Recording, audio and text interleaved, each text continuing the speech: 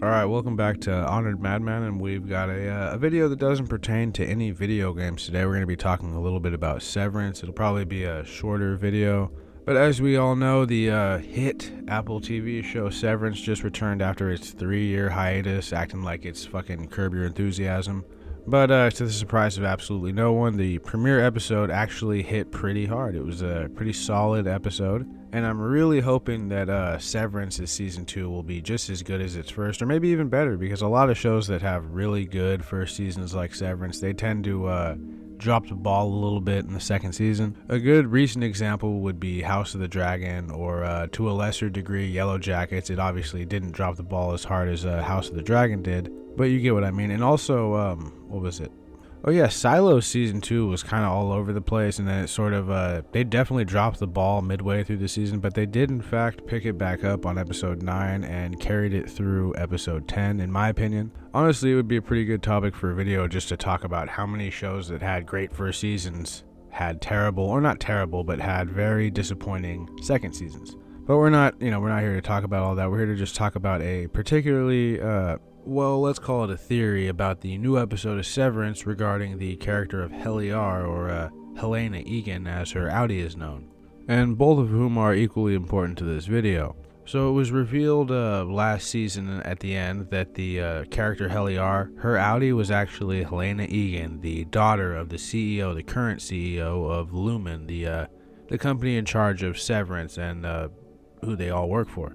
And this was, of course, done to curry favor and goodwill towards the Severance program. You know, if the daughter of a CEO is doing it, then, you know, why shouldn't you? See, it's safe and has no negative side effects. I mean, never minding the fact that any Helly tries to kill herself by taking a dangle in the elevator.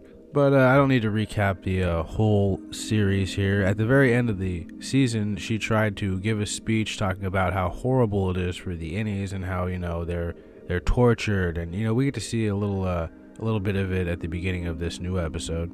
But the last we saw of Helly, she was pulled off of stage before she could finish her speech, and Milchick cut through the belt and ended the OTC protocol, which turned Helly back into Helena, and other than that, we don't really know what happened to Helena's innie, Helly, in between that point and the point where she comes running out of the elevator in this new episode. Now, me personally, I think she was reactivated at some point in between the end of Season 1 and the beginning of Season 2 where we see her, and I believe she was coerced. I mean, they could have easily threatened her friends like we saw Mrs. Coble doing at the end of Season 1. They could have threatened to erase her memory and reset her so she'd have no memory of the previous events or her friends, and, you know, they could just keep them under pain of death, according to Mrs. Coble. And if Helly really does indeed care about her friends, that would probably be enough to get her to play along and explain why she's lying to them in the episode. Because that's the biggest argument people bring up, you know, if it's not Helena, then why is Helly lying? And I do think that there's numerous explanations for that, but my own theory I've been working on is that Helly was reactivated at some point and coerced, you know. Milchick makes that weird comment in the new episode about maybe I'll even buy you a drink at a bistro one day, and he looks right at Helly and she kind of looks down out of either disgust or maybe she's ashamed perhaps. Now, sure, that could just be nothing, but me personally, I think when she was reactivated, she was at a bistro having a drink, and possibly Milchick was even present. And I think it was there that Lumen and whoever was with Milchick, because it probably wasn't just him, laid out the terms of this agreement that they were making with any Helly to play along with the, the macro data group, the famous group of people, the supposedly famous group of people that are the face of Severance reform.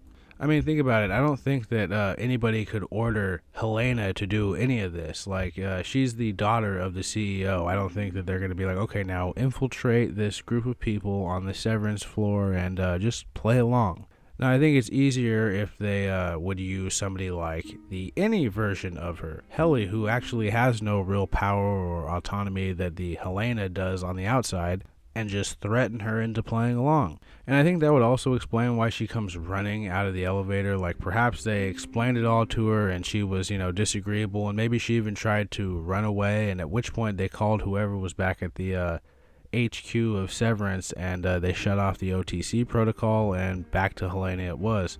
So when our main character Mark Ass finally sees Helly again, she's acting a little bit different. A lot of people are saying her vibes are off, and this was noticed by so many people that there's actually two divided camps of thought as to why Helly's acting so different.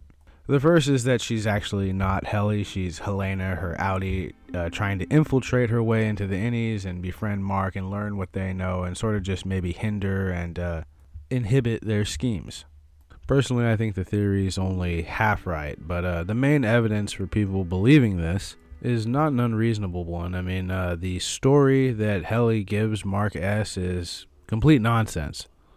Now, personally, I'm fairly convinced that there is, in fact, a logical explanation to this, but it isn't that Helly is actually Helena.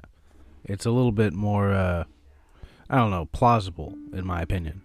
But let's go over this ridiculous story that she tells her friends, and we can ask ourselves if we think that, don't you think that Helena would be a better liar than this if she was raised in a Succession-style upbringing? Or wouldn't she have at least something, pre-prepared and not have to think of some nonsense on the spot?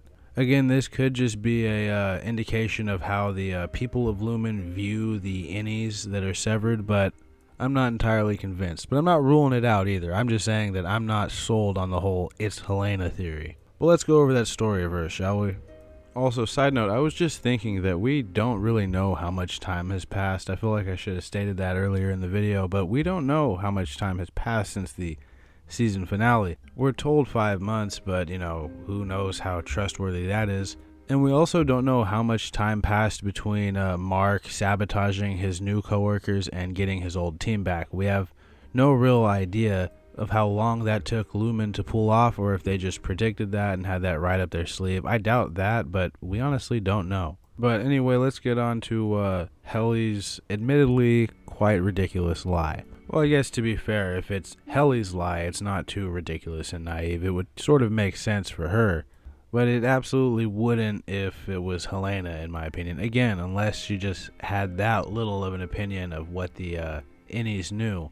So she starts the story off. So she starts off by saying she was inside a really fucking boring apartment. Now, sure, that could be said with such venom because she despises actual normal people, and this is what she thinks of normal people, but I really think that she's just trying to make her actual background seem mundane and distance itself from her actual truth that her outie is Helena Egan. But let's continue.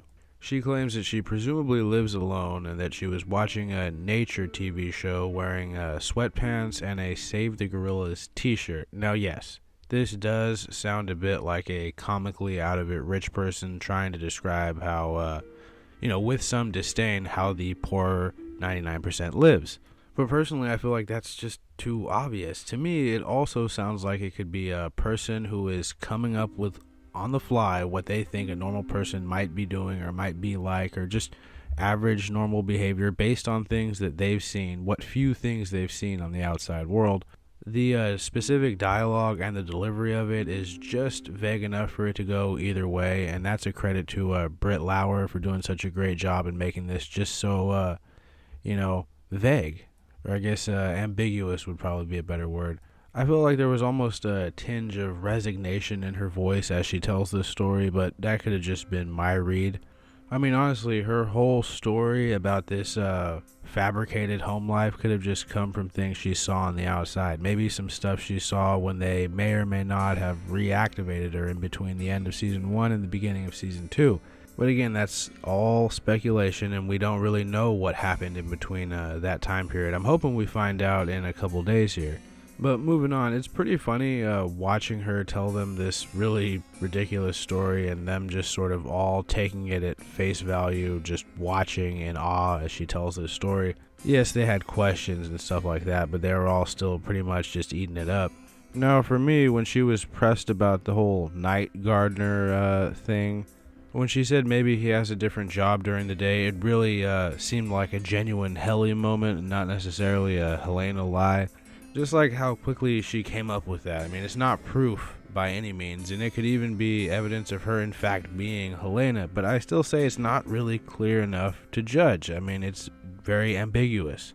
Also worth noting that when Dylan G says that her outie seemed cool because of the the nature show and the Save the Gorillas shirt, she quickly says, "I guess," and then kind of moves on. Now, some people have said that this is also evidence that she's Helena. Personally, I think that she's just trying to avoid further scrutiny. Now, that could still apply if it is Helena, but I think it's Helly.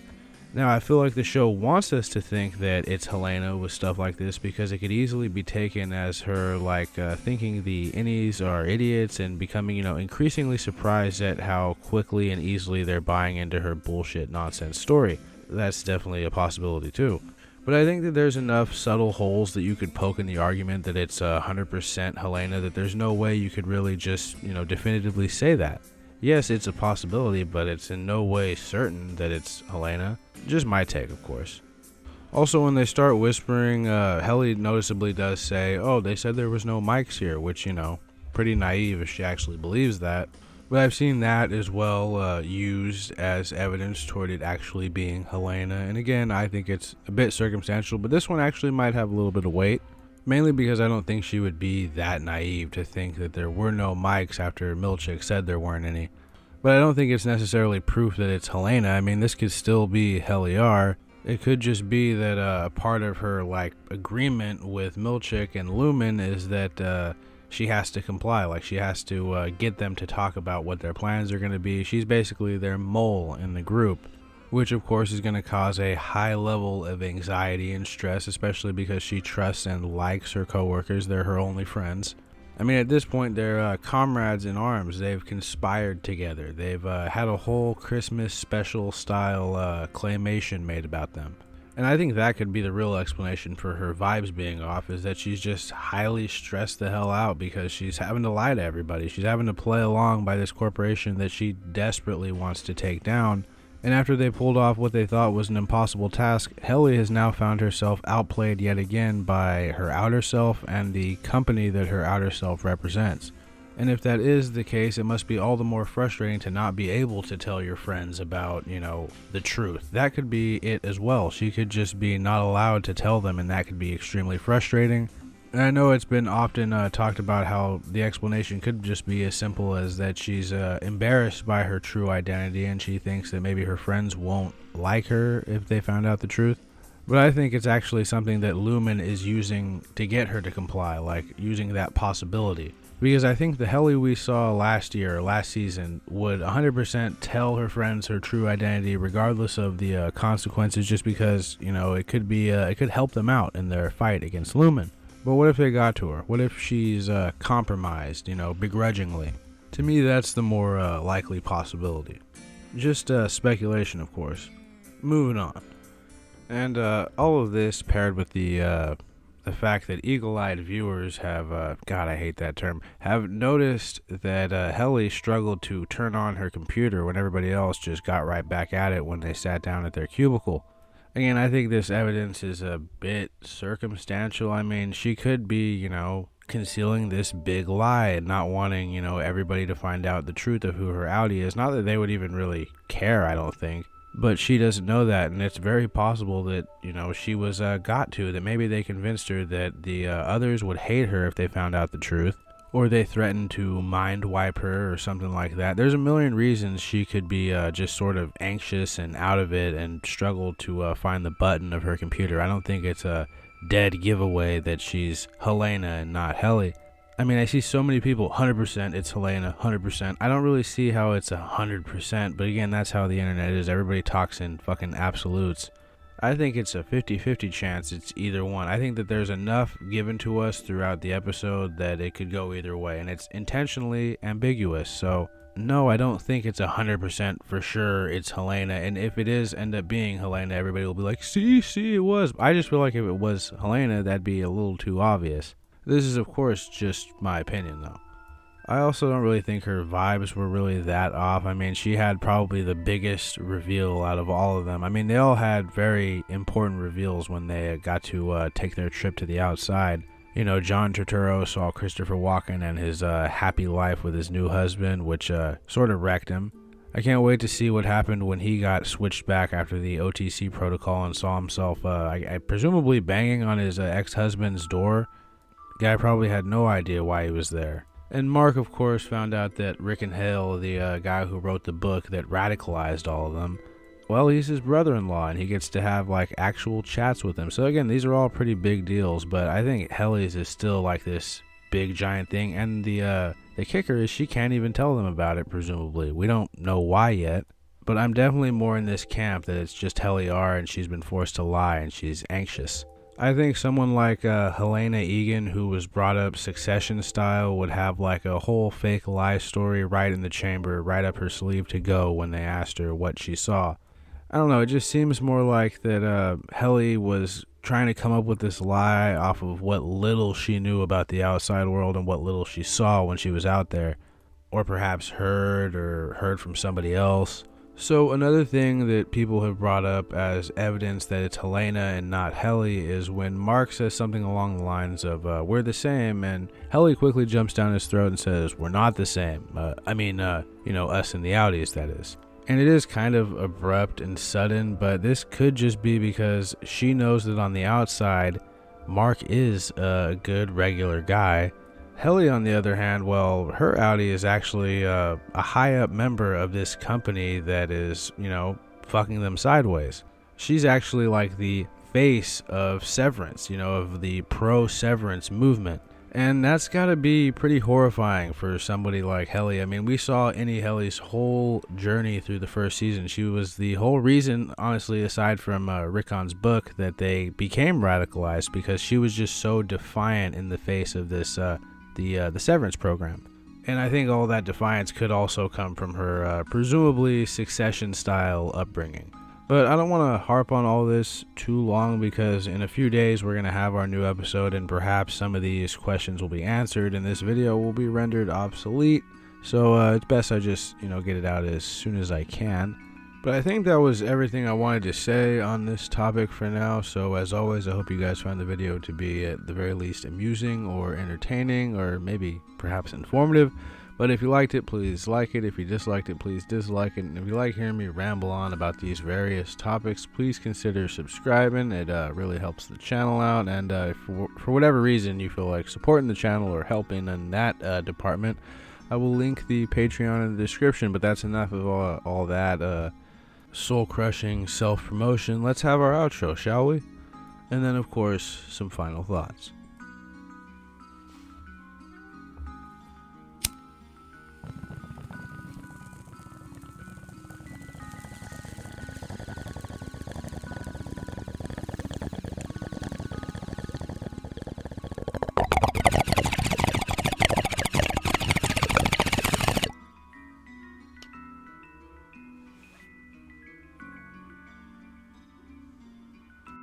So I know I haven't really covered very many shows, at least that many shows that I really, really like. I know at the end of many of these videos I talk about a show that I think is good. Now, me saying something is good does not necessarily mean I love it or that it's a well-written piece of thing. I just mean that it's watchable. Now, if I say something is great or that I loved it, then chances are it's actually, the piece of media holds up under scrutiny.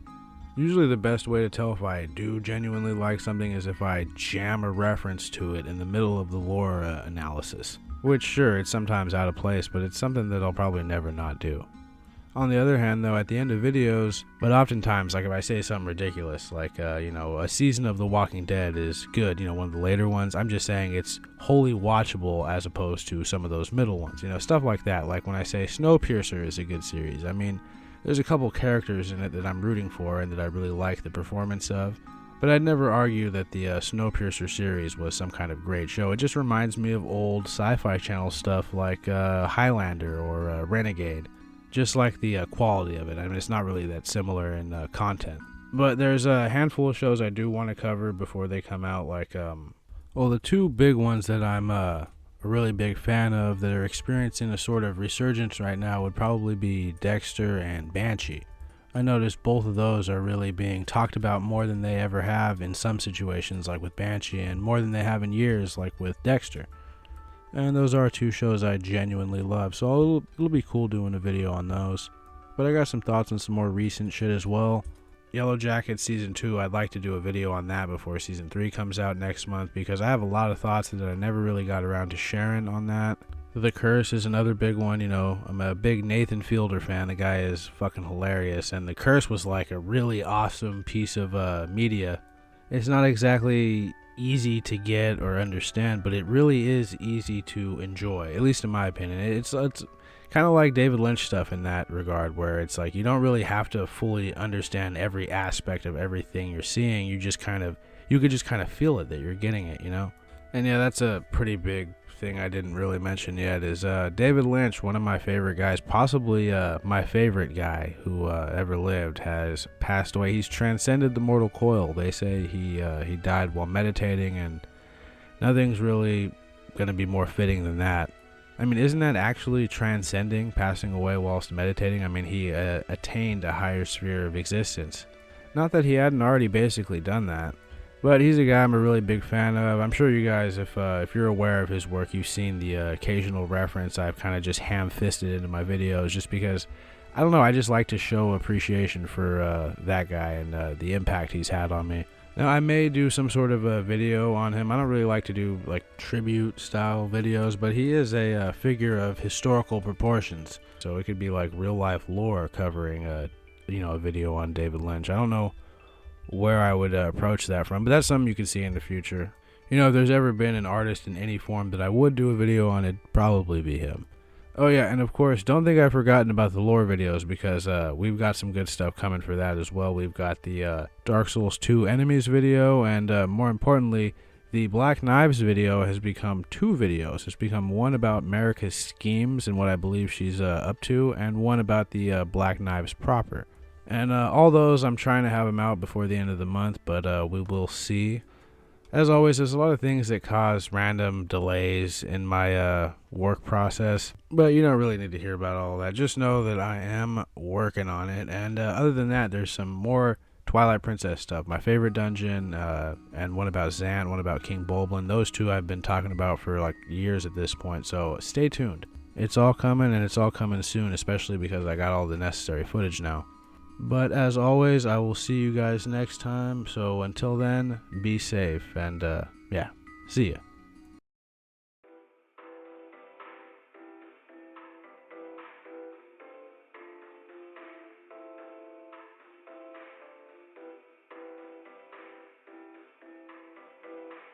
I think you say convenience store.